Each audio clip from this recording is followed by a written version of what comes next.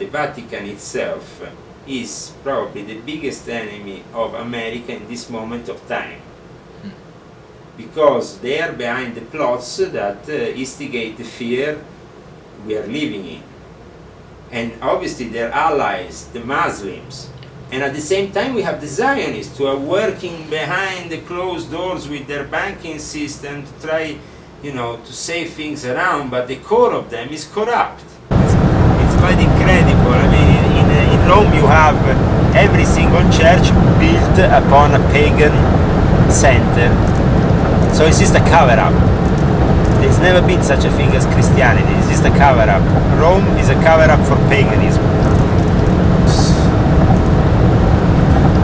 The intellectuals and the people on top of the Vatican, they have always been pagans and worshippers of all kinds of things. And it's clearly demonstrated in the artwork exhibited, for example, at Villa d'Este near Rome in Tivoli, where you have one of the most lavish style villas dedicated to cardinal, dedicated to somebody that was in charge of the power for the Vatican, and constructed for himself a villa with 1,000 fountains, where he can have all kinds of games, you know, and perversions.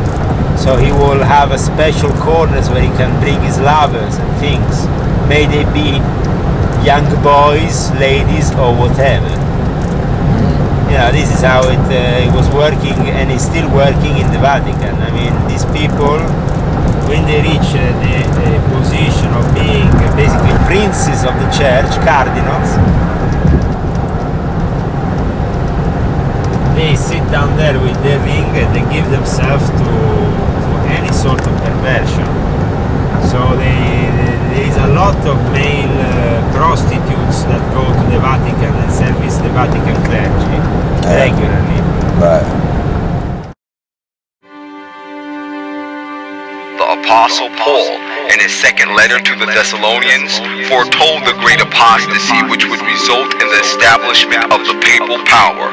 He declared that the day of Christ should not come except there come a falling away first, and that man of sin be revealed, the son of perdition, who opposeth and exalteth himself above all that is called God, or that is worshipped, so that he as God sitteth in the temple of God, showing himself that he is God. 2 Thessalonians chapter 2 verses 3 and 4. And furthermore, the apostle warns his brethren that the mystery of iniquity doth already work. Even at that early date, he saw creeping into the church errors that would prepare the way for the development of the papacy. Little by little, at first in stealth and silence, and then more openly as it increased in strength and gained control of the minds of men, the mystery of iniquity carried forward its deceptive and blasphemous work. Almost imperceptibly, the customs of heathenism found their way into the Christian church. The spirit of compromise and conformity was restrained for a time by the fierce persecutions which the church endured under paganism. But as persecution ceased and Christianity entered the courts and palaces of kings, she laid aside the humble simplicity of Christ and his apostles for the pomp and pride of pagan priests and rulers, and in place of the requirements of God, she substituted human theories and traditions. The nominal conversion of Constantine in the early part of the 4th century caused great rejoicing, and the world, cloaked with a form of righteousness, walked into the church. Now the work of corruption rapidly progressed. Paganism, while appearing to be vanquished, became the conqueror. Her spirit controlled the church. Her doctrines, ceremonies, and superstitions were incorporated into the faith and worship of the professed followers of Christ. This compromise between paganism and Christianity resulted in the development of the man of sin, foretold in prophecy as opposing and exalting himself above God. That gigantic system of false religion is a masterpiece of Satan's power, a monument of his efforts to seat himself upon the throne to rule the earth according to his will. Great controversy. page 50 and 51, Great Controversy.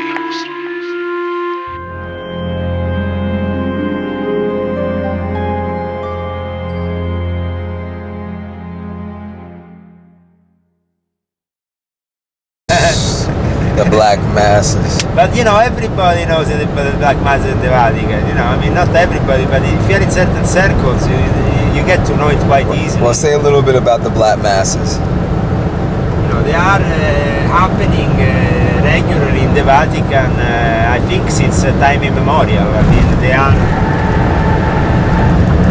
they are there because they represent ancient pagan cults that have never died out really. Really? You know, they're still under Rome, just where they left them. They are those cults of a pagan nature, which are sometimes on the demonic side because they require sacrifices of babies or whatever. Like, for example, the god of the ancient Etruscans, Orcus, very much favored by the skull and bones. And they give sacrifices of babies to this god, this quote unquote god.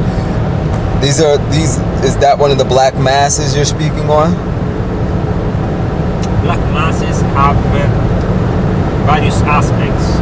Yeah, just speak a little bit about it. 5 minutes, speak about black masses. Well, you have the traditional black mass, which is a perversion of what a true mass is. You know, it's just you twist the whole thing around and you change you make the symbolism fit a completely different setup, and suddenly, you know, you find yourself with a virgin on the altar. They are invoking Satan in that case. So that is the classic black mass, because this is really the whore of Babylon what we have in Rome. Okay. We have true. corruption of all kinds, you know, gay bishop, gay priest, gay cardinal, pedophilia, the Vatican Bank dealing with weapons, drugs, all kinds of corruption. This is things that shouldn't be happening any longer. America at the moment, because of Georgetown University, for example, and other bases of the Jesuits in this country, and because the Vatican, with the Knights of Malta, has become a leading character in this crusade of this new world order setup, with people like Blackwater, the mercenaries, you know. So, I mean, they are also very important, the Knights of Malta, because the chief of, for example, CA or the chief of this other agency is part of it. So everybody is under the Pope. Right. But if this Pope is gay, corrupt, and the Church of Rome is basically a disaster, why should America respect the Vatican in any way? Why should America let the Vatican dictate what we should do or we shouldn't in our own country? America has been founded by the founding fathers with an idea of staying free of influence from the Vatican. That's right. Now, this is not respected by our modern leaders who kiss the ring of the Vatican bishops, including George W. Bush. Can you do me a favor? Yeah. Say that all over once again. The fact that this is not respected by the present leaders of America, the fact that America should always keep a certain healthy distance from the Vatican. Mm-hmm. The moment it starts merging together and being part of the same plan, it merges with the evil of the beast, the evil of Satan.